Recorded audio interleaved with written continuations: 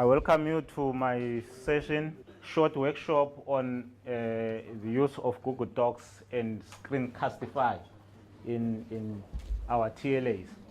My name is Fuyane. I teach in the marketing department. I don't want to call myself a tech-savvy person, but I'm one person who has adapted to technology, integration of technology in higher education. So my belief is I am not that expert, but I have mastered one or two things that I'm going to share with you. Perhaps some people would have used the same tools that I'm going to share with you for some other purposes or some features that I haven't used yet. And the practical part is a two-part that is creating a learning activity using Google Docs and creating screencasts to elaborate on threshold concepts and give meaningful audio visual feedback. If you will watch the video, you would have that conviction to say, am I doing the right thing?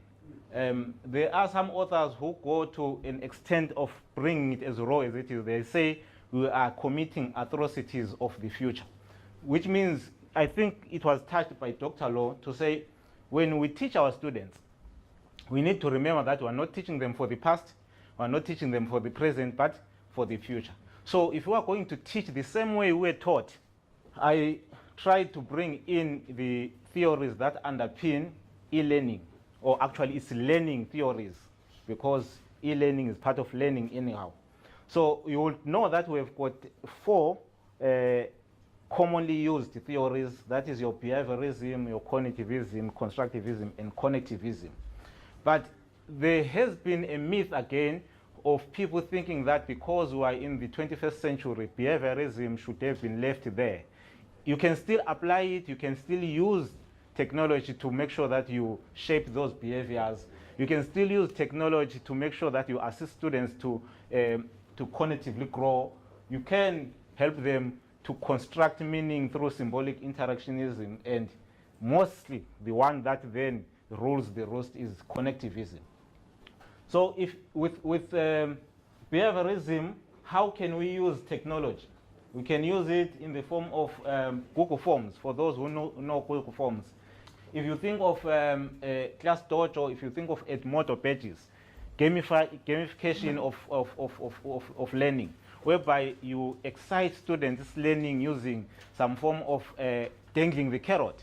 If they get that badge, the best student for the week, it excites them. We've got cognitivism. The focus is on students' mental prowess. And in most cases, what do we do? This is what we do. Unfortunately, for the lady from Van Skyke, I'm a marketer, I know how marketers speak. But with the prescribed book approach, it's not wrong, but the approach that we're using, this is what we're doing. Open the skull, shove those prescribed books in. And it's not working for the student. It does not even improve their mental abilities. So with technology, we can do that to make them get into a metacognition of some sort. You can use the likes of mind maps, concept maps, quizzes, whereby they are putting those mazes, something that could not be possible in a class situation or in an offline situation, but you can now use it to allow them to think deeply. Constructivism, which comes from how do they create knowledge by interacting with one another and with their reality. It's got a social aspect. How do we use technology there? The very same practical that we're going to do, Google Docs, it allows collaboration. In most cases, we've got students coming from different geographic locations. We've got students, some are working, some underworking, and they have got different lives, but they still have to do the job. In most cases, when you give them group tasks, how do you make them participate without disrupting their lives? Those who are working, they will go to work. When they come, they can still contribute to the document. This is what we'll be doing. And then Connectivism, it's a theory by Siemens. This is all about saying it is time up for know-how. It is time for nowhere. In most cases, we have to agree that human mental ability cannot keep all the knowledge or all the information, all the data that we have, particularly with the rate we are churning out data. So our students need to know where to look for data, where to look for information. And this is the current dispensation, and even going into the future, all the reality, augmented reality, the artificial intelligence, and the bigger picture, the fourth industrial revolution. This is what it's speaking about. As human beings, we can't. So why are we teaching our students to be stuck on cognition when we know that as human beings we are unable to keep all that information? So we need to start thinking of how do we assist them to know where to get the information. So when they know these information points, how do they connect them to make meaning? So this is what is informing the e-learning or integration of technology into. So for those of us who have been in the education sector for some time, they will know Schulman's model of the PCK, pedagogy, content, knowledge. And this is what has been informing, I think, 20th century going backwards.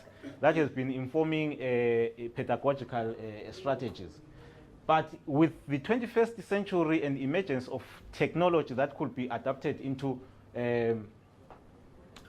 education, then came in a model called TPAC by Mueller and Mishra and Kohler, and it is called the TPAC. So this model, what it added the technology part. And I think there were the first two questions there, they spoke exactly. The answer is this one. You don't use technology, you integrate technology. And if you think of it, most of us come into universities as content specialists, subject matter experts. Your master's has given you that black belt on your content. Few of us, though, have got this pedagogy. And in most cases, what do? We teach the way we were taught. So if it was the prescribed book, I know in economics, but in some fields, you can't run away from the prescribed books. Sometimes it is the external body that prescribes. But that does not then mean you should stop with that prescribed book. And if you have got grasp of pedagogy, which is the mastering of how do I think of where knowledge is produced, how do I reconceptualize it, and how do I reproduce it to the students so that they can understand it even better than myself, and start interrogating it, particularly critically so that they can start poking holes and say, why are we being taught this? Why is that so and not the other way around? This is what we're looking for in our students. So this pedagogy issue is a very big problem in higher education, because most of us, we just come in as subject matter. Now, big problem. We already have a problem there, then we bring in technology part. If I can ask all of you here, who hasn't used technology in his or her classes? Perhaps the answer is none. But do we use it integratively, or we use it just because we've got access to it, is the question. So this is what this model addresses. If you look at these three intersection parts, the PCK, because it gave people the grounding on pedagogy, and this one. So in most cases, they understand what they are doing with content, but it is most outdated looking at the type of students that we have.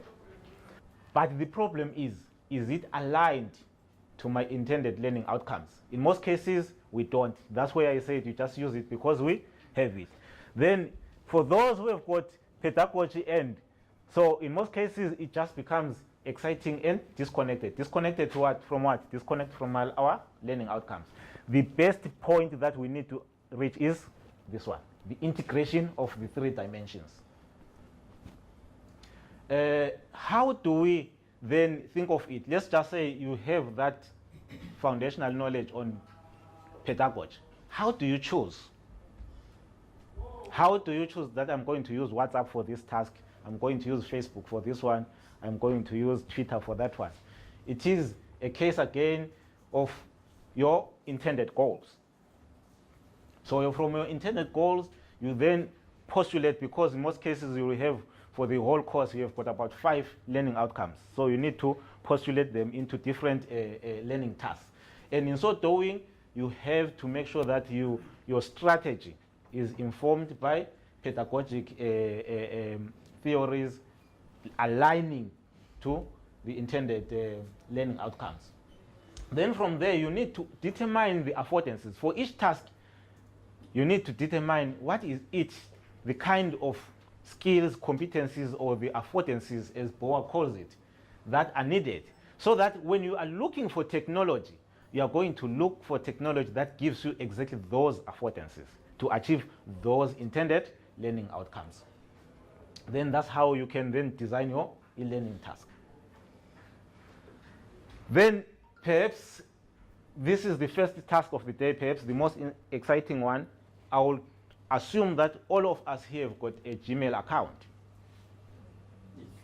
Okay, so if you've got a Gmail account, you have access to Google Drive, which means you've got access to Google Docs. Perhaps what is Google Docs? For those who have used it, it is more or less the similar version of your MS Word, but it is a live document. That's the difference. Its advantages, it enables collaboration, which is very difficult. I'm not saying impossible, very difficult with Word. With Word, you have to rely on review. And in most cases, for those who are doing research, you have seen if you've got 2 supervisors and all of them, they are on review, sometimes it gets confusing. So this one is very easy. It just lightens that task. It allows the lecturer to play his or her constructivist role. As the lecturer, instead of teaching, you become part and parcel of the learning process. And your job there is to facilitate, allow them to interact in a manner. So you just steer direction of those interactions, the collaboration part of it. And the good thing, when they were speaking about data, I thought, hey, I got them here. Because with Google Docs, you can work offline. Without data, you can work. And when you get online or connected, then it updates itself. And the other thing, even online, you don't have to have a heart attack like in Word, where you have forgotten to save and your work is gone.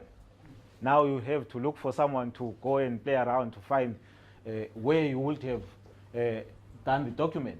So for that reason, it has taken what Word offers us and taken to the next level. And it allows for merging with various Chrome extensions, because it's usually a Gmail or a Google application. So most of the Google or Chrome applications are easily integrated with this Google Doc. Then it can help us as a great feedback system. In most cases, with your MS Word, they will have to type, do everything, then submit on your own, and you are busy with that red pen and say, what are you trying to say? But with this one, because it allows synchronous feedback, as they are typing, you can interject and say, no, I think you are going the wrong direction. Can you read this article? So it makes that feedback so prompt and immediate. So what I want us to do is I will show you. Okay, before I assume that everyone doesn't know how to create a Google Doc, perhaps, is there anyone who has never used Google Docs? Yes. Okay, all right, so it's fine. So your Google Docs, like I said, is found on your Google Drive. Remember, Google Drive is embedded in your Gmail account. So when you want to get your Google Doc, you go to New. That's where you get your Google Doc, Google Slides, Google Forms, and all of the others. So there is our Google Doc. Then you click on it. So it will come like that as a blank page. Again, unlike in your Word where you need to, first of all, type and everything, then you can name the document. In this one, you can name the document there and then. For instance, let's say this is a test. So this is what we are going to do together. So let's assume we are a group. We need to share this document. So we can't share an untitled document. What we should do, if you go there and double click, can you see? It then gives the title. You can change that title at any time. But why are we doing this? We're making sure that when we share the document, we are all aware of this document. When I get it in my email, in my inbox, I will know, okay, this is the group document. Can you imagine if you've got many documents and they are untitled? It will be very difficult. So when you receive it, as you are going to see, I think I will have to do this. I will need you to write your email addresses, Gmail on the side. Gmail that side. So I'm trying to show you the features. If you look at the taskbar there, most of the things, that's what we have on Word document. Your file is there. Perhaps what is new here, or what is here and is not on your Word, you can download this. So you shouldn't be worried. Like, let's say you are doing your research, or your students are doing, okay, I will juxtapose between research and students so that it's not about students, it's also about us, for those who are doing research. Let's say you're doing research and your supervisor says, I want a Word document. It tells you that you can, after doing it on Google Doc, one, you are running away from starting to look for information from this flash drive to that hard drive and all the things. With this one, it will never get lost. So when you want to send to a supervisor, you can just download as a Word document and send it. There is publish on the web. If you want to put it on the web, you have been writing an article. Let's say you don't even need to be peer reviewed. Let's say it's an article, you want to put it on LinkedIn. Then you can go and publish it on the web. Then you can put it on whatever online platform that you need. The edit is more or less the same. View is more or less the same. Insert, it is more or less the same. Then we've got format there. It's more or less the same. Tools. Perhaps what it brings is new. There is voice typing. So if you are lazy to type, as I'm speaking, you can put on voice typing. Then it will type all these things that I'm saying. But if I use an unknown word, then it will be stuck. But it can suggest what it would be. Then there are add-ons, which we don't get on MS Word. The add-ons is the likes of your, if you can look at my add-ons there, we've got doc tools. These are the things that will help me to manage my document. If you look at signature creator, you can put a signature there. You can proofreading, it can proofread for you. So all these things are extensions. You just go and pick them. If you click there and say, if you come to get add-ons, then you can look for these and add them into your document. Then the other thing there is share.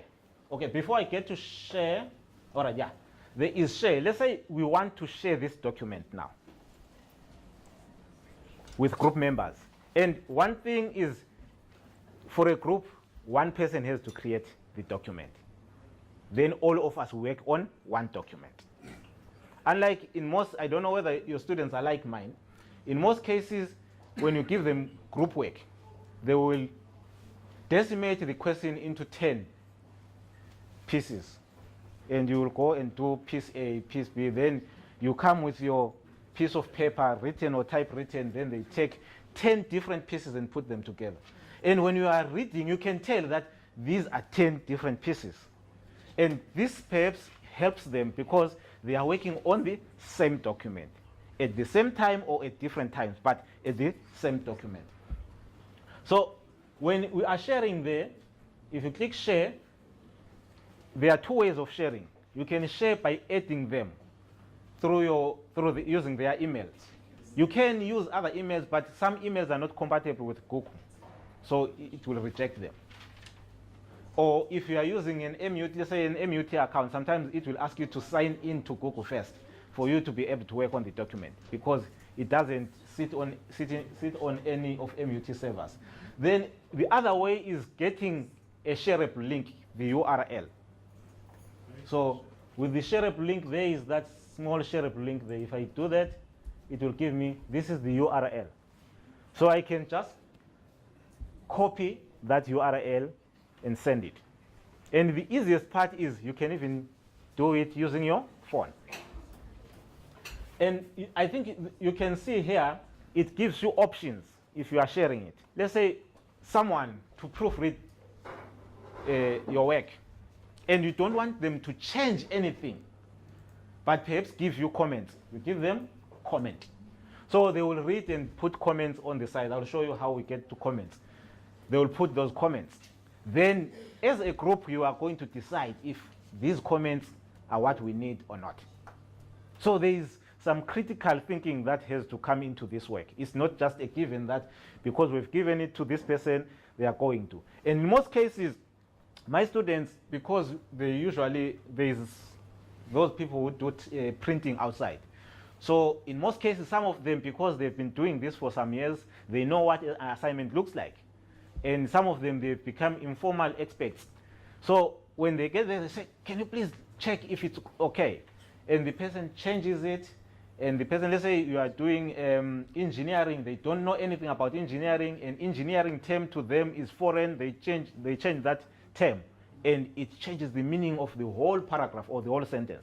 So what happens with the comment side, when they are going to comment as your proofreader, they can only put a comment aside. Then you will choose to include it or not. Then if you want them just to see it, nothing else, you put them on view. And this is the same with if you want to add them using their emails. So you change that pencil, it says they can edit. So you can change there and click comment or view. Yeah. And then you share after them. Exactly, yes. This is what she's saying. Wouldn't it be easier instead of, let's say for some of us, we've got about 130 students. So it becomes difficult to input all the 130 emails. So what do? You use the share and go to get a shareable link. I've got a WhatsApp group with my class. So it's easier when I'm doing it with my phone, because with my phone I can go there and take the link, copy the link and put it on WhatsApp. So they can just use it. So on your phone you go to Drive, you will look for this document, for this document. And then you can, unfortunately I can't then prescribe on phones because each phone has got its own way of displaying how it looks like. But if you look for it in your phone, in most cases because those three dots, if you click there it will say copy link or send a copy. But if you say send a copy, it will be a PDF file. So copy a link so that they can access it. And then it will need your students to also make sure that their phones can download a Google Doc application. Okay, this one's for this side, eh? Group B. Which one is yours? Yeah. Which one is yours? Okay. So what I will do, I will add you and you add others. Or to make it easier so that everyone has got a feel, I will add you, you add one, you pass it on, and just like that, to have a feel of how we do it. So when I am adding the individual, you can, I will add first two because you need to see how we do it. So I will add them here. So I'm adding the first gentleman here, is small m. So did you see what when you are adding the next one, if you say comma, it will automatically give you a space for the next one. So the next one is Bogazi. I have your, by the way. So that's the other good thing. When you have once shared with someone, so it keeps their emails. You don't have to be looking for it every time. So you can, so now I can put a note. You can add the third person, then you pass it on. So let's say you want to give them colleagues. So I have put a comment there, then I will send. I will ask the one of the doesn't do. Mkhoseli Somnis is rejecting you. So that's the good part.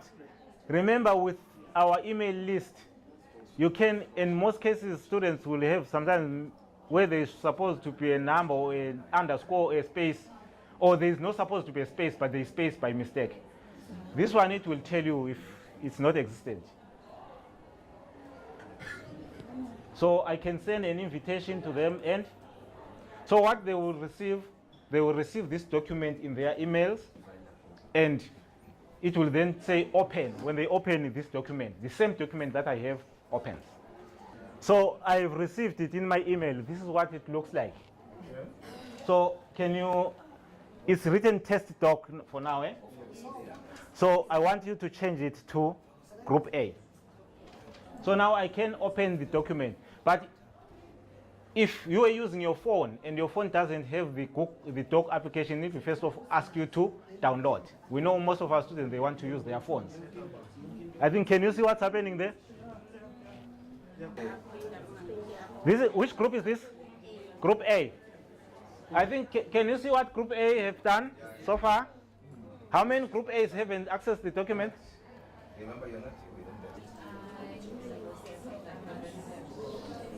Can you see what I'm typing?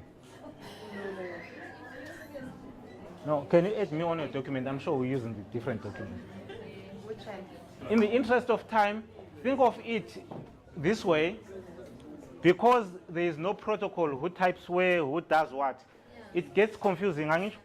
So it is important again with our students just to let them know, but I can tell that our friends here, they've got they have an insight of how to do it. It is important that I usually tell my students, say, you need to be strategic and say, okay, your grammar, particularly when it comes to introduction, we'll leave you to do introduction. So the person will put their cursor there, and they will start typing the introduction. So when you want to then type, you can't put your cursor where there is. You need to put it there and bring it down. Like here, I will do this, then I'll do that. Can you see? This is my cursor.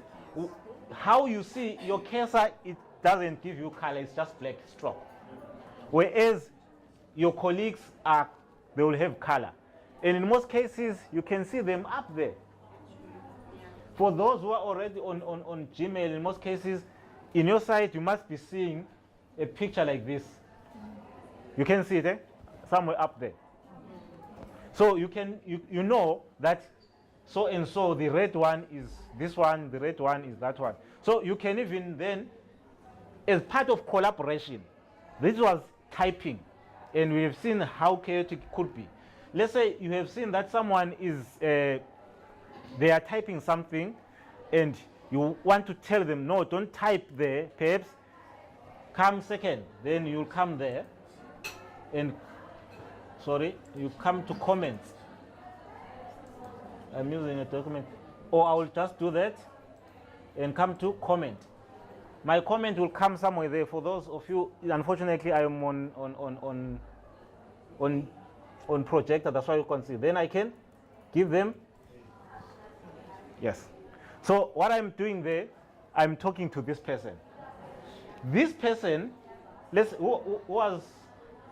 who's this, by the way? We say it's Shanga Tabiso, right? Tabiso can come, let's say comment. Now you can see the comment. Go to that comment and click on it. There will be an option for reply. If you are from the other end, if you click there, there will be resolve. Then if you resolve, it does not mean it's gone. We can't get it. If we come back here, we get all the comments. And perhaps rounding up, unfortunately, you won't be able to do the screencastify. Rounding up, the other thing, what helps me to know if everyone was part of the group work. I come here, remember this thing saves automatically. If I come here, it will give me the history of the document. Can you see, this is what was happening today. These are the people who contributed to this document. So we say now, let's say you have been seeing 2, 3, 4 faces. You know that a group has got 10 people. You want to, because remember, some people will be working on the document at 12 a.m. Maybe it's not the time you are also on the document as the lecturer. Okay. So you just want to see if everyone is participating on the document. Okay, so this is one of the documents that they are doing research, and I want to see who were contributing. Now it will give times and days. This is what they've been doing this month. On this day, there were 3 people who worked on it. It even, if I click here, it will show me the section that they were working on by giving me those colors, you can see. So it tells me that this is what they did on this date and this time. If I come here, I will see again, these were the, I think 4 people were working on the document. What were they doing? If I check, I will see with all those colors, this is what they did on the document. So it becomes easier to identify those who like free writing on others. And maybe you can make an intervention and say, I have seen that for the past 2 weeks, we have never visited the document. What are you doing? And they can't say, I don't stay in the same res with them. They can't say, I am working, because when you are working, you can do it some other time. So it will show you that when others were doing it, just say it was during school time, the conventional calendar time, timetable. Then someone who's working, obviously, they'll be working on the document at around 7, 8, or in the evening. So you can tell that, okay, this person is always on this document in the evening. If there is something that they've been doing and you think they are lost or they are not doing it right, you can be, at that time, around those times, you can have a synchronous discussion, feedback with them to say, no, I think you need to do this. Please contact your group members. I told them ABC.